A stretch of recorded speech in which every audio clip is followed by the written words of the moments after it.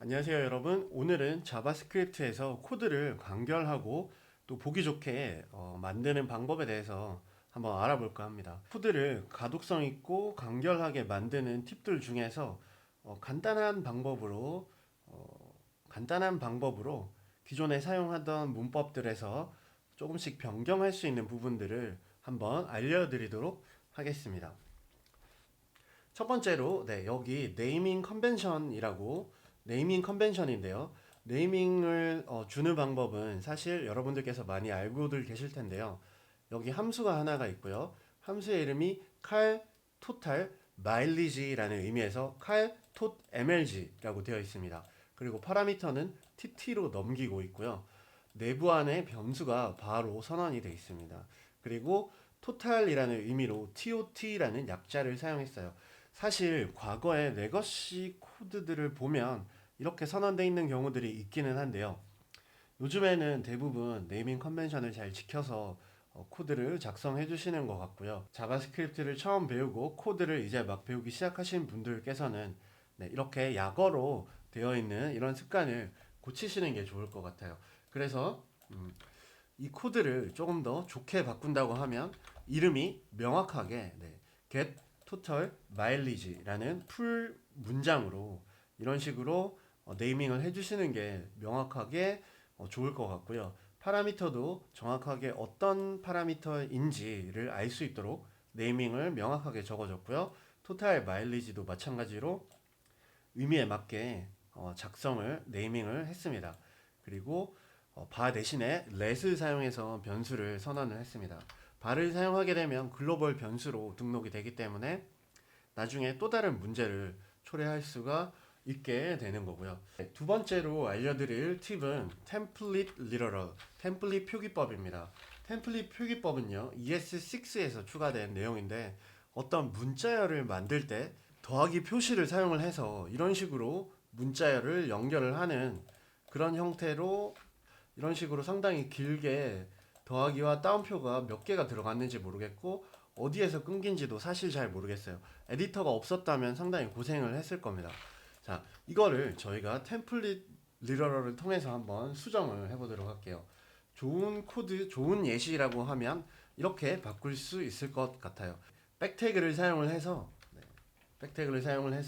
그 안에 더하기와 따옴표로 끊고 더하기를 추가하는 것이 아니라 달러 표시와 중괄호 안에 변수를 적고 다른 어떠한 추가 조치 없이 그대로 이어서 문자를 적을 수 있는 템플릿 문법이 되겠습니다. 결과는 똑같이 작동을 할 것이고요. 위에 게 마냥 나쁘다고 할 수는 없지만 조금 더 편하고 또 가독성이 좋은 그런 방식이라고 할 수 있을 것 같습니다. 구조를 분해하는 방식이에요. 예를 들어서 위의 예시에서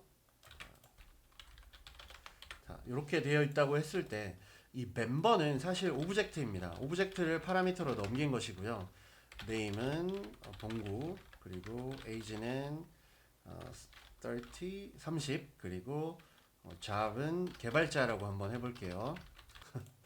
자, 이렇게 되어 있다고 했을 때 이 오브젝트를 넘기고 이 오브젝트에 접근을 하기 위해서 member.name, member.age, member.job 이런 식으로 접근을 했는데 멤버가 세 번이나 반복이 된 거를 볼 수가 있어요. 그래서 단순히 보기에 좋기 위해서뿐만이 아니라 코딩을 하는 입장에서도 사실 이게 조금 더 편합니다. 자, const 디스트럭처링을 사용을 할 거고요. 자, const 하고 중괄호 하고 이 멤버라는 것을 구조를 분해시켜 버릴 겁니다. name과 age와 job이라는 걸로 안에 있는 프로퍼티를 적어주게 되면 이거를 이 안에서 변수처럼 바로 접근을 해서 사용을 할 수가 있게 되는 거고요. 변수가 되는 거죠. 사용을 할 수 있게 되는 겁니다. 자, 그리고 이렇게 디스트럭처링을 할 수 있고 사실 받을 때에도 중괄호를 해서 바로 오브젝트의 키워드를 프로퍼티를 바로바로 받는 방법도 있겠습니다. 자, 아마 리액트를 많이 다뤄보신 분들, 리액트나 뷰를 많이 다뤄보신 분들은 이런 코드를 많이 보신 적이 있으실 텐데요. 이런 것들이 바로 자바스크립트에서 ES6의 디스트럭처링 문법이라고 생각하시면 되겠습니다. 네 번째로 알려드릴 문법은 네 번째로 알려드릴 팁은 바로 스프레드 오퍼레이터를 사용하는 거예요. 스프레드 오퍼레이터는 상당히 유용하게 사용할 수 있습니다. 예를 들어서 여기 잡이라는 오브젝트가 하나 더 있다고 해볼게요. 그리고 태스크는 임무는 프론트 엔드를 개발하는 임무이고요. 그리고 도구는 리액트를 사용한다고 하겠습니다. 그리고 셀러리는 5,000을 받는다고 할게요. 그리고 여기 위에 멤버라는 오브젝트가 하나 더 있고요. 이 두 가지의 이 멤버에 이 개발자가 어떤 일을 하는지를 넣고 싶을 때가 있을 수 있잖아요. 자, 그러면 이렇게 작성할 수가 있겠죠, 보통. 자, 이런 식으로 작성을 하게 되면 사실 나쁘다고 할 수는 없지만 반복이 되고 있기 때문에 코드가 상당히 많이 늘어난 것을 볼 수가 있고요. 또 일일이 적어줘야 되는 그런 불편함도 있을 수 있겠습니다. 자, 그러면 이번에는 물론 이 방법 말고도 오브젝트 어사인을 통해서 적용을 하는 방법이 있을 거고요. 자, 오브젝트 어사인이라는 메서드를 사용을 하게 되면 멤버와 유저를 하게 되면 그리고 나서 제가 clg 멤버를 출력을 해보면 아이고 유저가 제가 왜 유저라고 적었을까요? 자, 멤버와 잡이라는 두 개의 오브젝트를 이렇게 합치는 메서드를 사용을 하게 되면 이렇게 모든 프로퍼티들이 합쳐진 하나의 멤버가 생긴 걸 볼 수 있는데요. 자, 이 방법도 사실 나쁘다고 할 수는 없지만 스프레드 오퍼레이터를 사용을 하면 조금 더 간결하고 깔끔하게 사용할 수가 있습니다. 스프레드 오퍼레이터를 사용을 해서 하는 방법을 보여드릴게요. 멤버의 잡이라는 변수를 하나 새로 만들어 볼게요. 자, 멤버의 잡에는 이 멤버와 잡의 정보를 모두 다 가지고 있는 변수가 될 겁니다. 자, 여기는 오브젝트 형태이고요. 여기 안에 저희가 원하는 것은 멤버와 잡인데 이렇게 작성을 하게 되면 오브젝트 안에 또 다른 오브젝트가 들어가게 돼요. 그리고 출력을 해서 확인을 해보면 이런 식으로 오브젝트 안에 오브젝트가 들어가는 형태가 되기 때문에 저희가 원하던 형태가 아닙니다. 이때 사용하는 게 바로 스프레드 오퍼레이터이고요. 앞에 점점점 3개를 찍어주면 이 오브젝트 안에 들어있는 얘들을 가르치게 돼요. 잡에도 마찬가지로 스프레드 오퍼레이터를 사용해서 안에 들어있는 프로퍼티와 밸류만 노출되도록 이렇게 만들게 되면 사실상 네임 잡 age 그리고 태스크 툴 셀러리를 오브젝트 안에 하나씩 선언한 것과 같은 효과가 있습니다. 저장을 해보면 이런 식으로 저희가 원하는 결과를 얻게 된 거를 보실 수가 있어요. 스프레드 오퍼레이터가 상당히 유용한 이유가 여기에서 저희가 원하는 내용을 얼마든지 새롭게 추가할 수가 있습니다. 예를 들면 살고 있는 지역이 서울이라고 했을 때 서울이라고 하고 여기 사이에 또 다른 프로퍼티를 추가할 수도 있습니다. 젠더는 man이라고 할게요. 이렇게 하면 추가를 할 수가 있는 그런 장점도 있게 되겠습니다. 자, 오브젝트만 추가할 수 있는 것이 아니라 어레이에도 스프레드 오퍼레이터를 사용할 수가 있는데요. 어레이에 스프레드 오퍼레이터를 사용하는 방법에 대해서 한번 알아볼게요. 자, 여기 프론트엔드라는 배열이 있고요. 백엔드라는 배열이 있고요. 퍼블리싱이라는 배열이 있습니다. 이 사람이 풀스택이 되기 위해서는 이것들을 모두 다 알고 있어야 되겠죠. 그래서 const 풀스택 개발자는 배열로 선언을 할 거고요. 여기 안에 각각의 프론트엔드, 백엔드, 그리고 퍼블리싱을 넣게 되면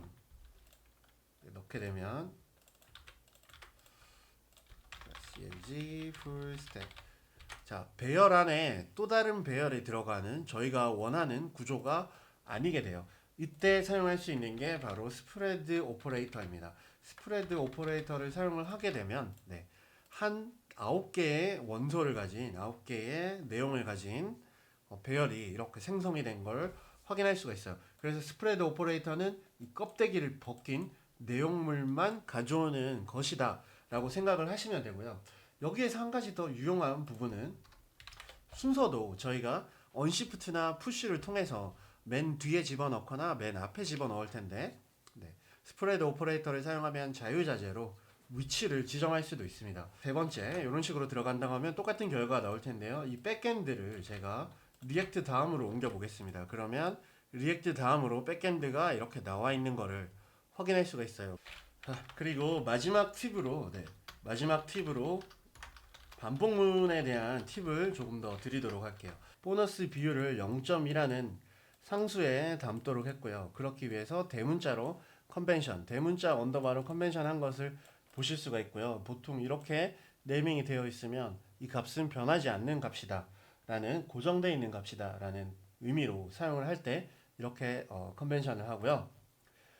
My last year distance list는 나의 작년의 거리를 작년에 이용한 거리 내역이고요. 30km, 20km를 사용했다고 했고, 올해에는 99km, 50km, 60km, 15km를 사용했고, 작년까지 이용한 모든 디스턴스를 구하기 위해서 스프레드 오퍼레이터로 이 안에 들어있는 30, 20을 추가를 했습니다. 그리고 확인을 해보면 My distance list를 확인을 해보면 이렇게 숫자가 들어가 있는 것을 보실 수가 있고요.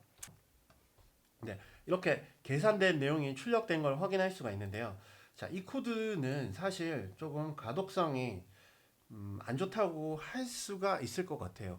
예전에 방법이 없을 때는 물론 어쩔 수 없었겠지만 지금은 깔끔하고 간결한 코드가 가능합니다. 여기 get mileage list라는 또 다른 함수를 만들었고요. 자, mileage list는 똑같이 인자를 받는데 let 변수를 선언을 하고요. mileage list라고 하고 distance list를 for를 통해서 반복문을 돌린 것이 아닌 high order array 맵을 사용을 해서 array 펑션인 맵을 사용을 해서 반복문을 돌렸습니다. DST라는 인자를, 배열의 인자를 여기서 선언을 했고요.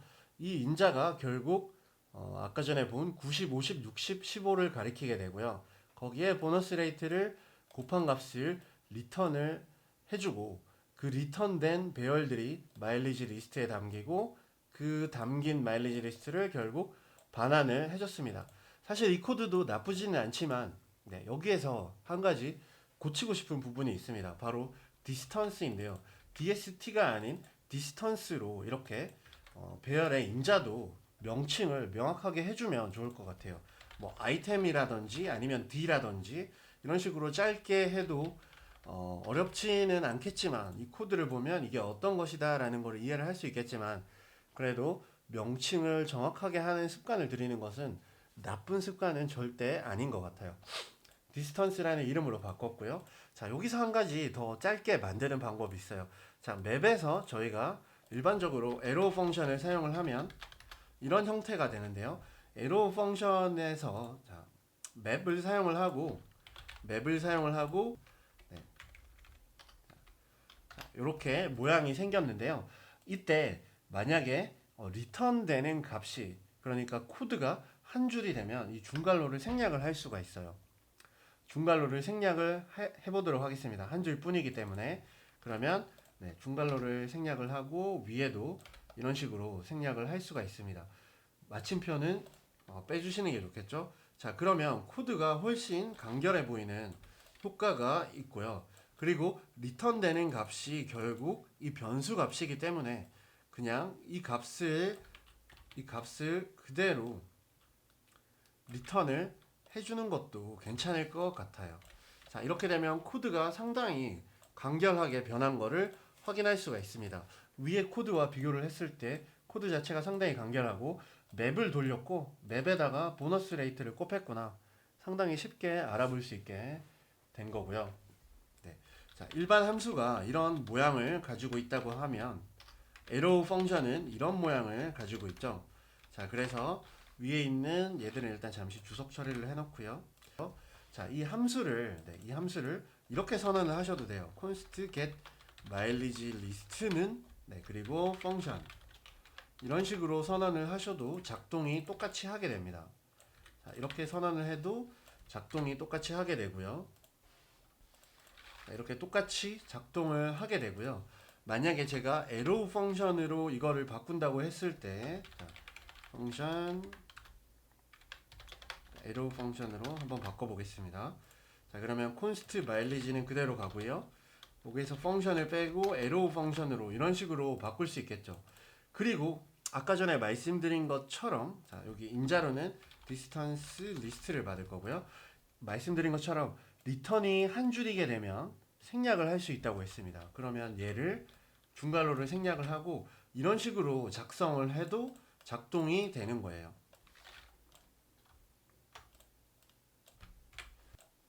자, const get qualified distance list라는 함수를 하나 만들고요. 여기에도 마찬가지로 distance list를 인자로 받고 distance list에 필터를 돌려서 이 필터가 distance라고 인자를 줄 거고요. 사실은 이 괄호도 생략을 할 수 있습니다. 인자가 하나일 때는